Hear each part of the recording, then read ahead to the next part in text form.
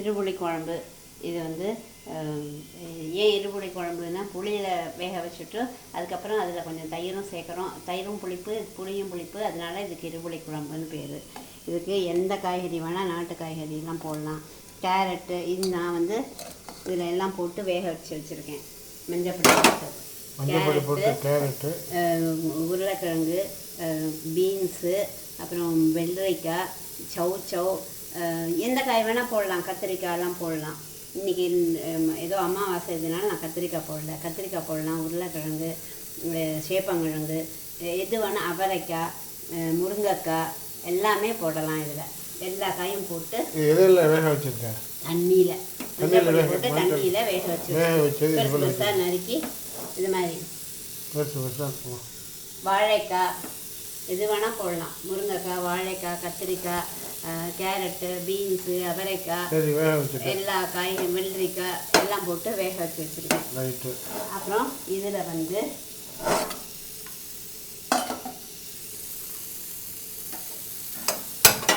இதை கொதிக்க வச்சு உப்பு போட்டு வெந்தபோது புளி கரைசல் கொஞ்சோண்டு அதில் விடணும்.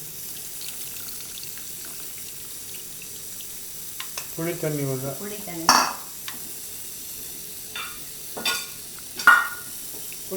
விட்டு இதில் பருப்பு கிடையாது. இப்போ தான் பருப்பு ஏகவெல்லாம் வைக்கிறதுனால பருப்பு இல்லாத ஒரு சமையல், பட் ரொம்ப டேஸ்டியாக இருக்கும்.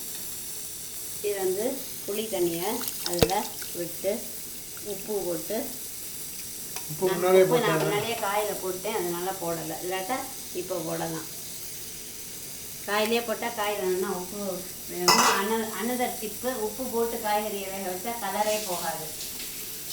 வேகும்போது சீக்கிரமும் வேகும், கலரும் பச்சையாகவே இருக்கும். அப்புறம் இது வேகணுமா? இது கொதிக்கணும். இது கொதிச்ச அப்புறம் இதுக்கு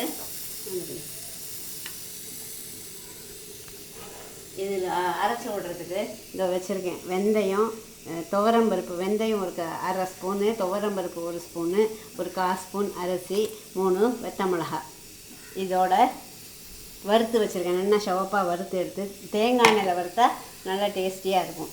அதை வறுத்துட்டு அதை வறுத்ததோட கொஞ்சம் தேங்காய் ஒரு 4 ஸ்பூன் இருக்கிற மாதிரி தேங்காய் போட்டு அதை அரைக்கணும். இது பண்ணணும், கொதிக்கணும். அது கொதிச்ச அப்புறம் இதை அரைச்சி அதில் விடணும். இதை அரைக்க போறியா? ஆமாம், அரைச்சிக்கோங்க. அரைக்கிறது பார்க்கணும்.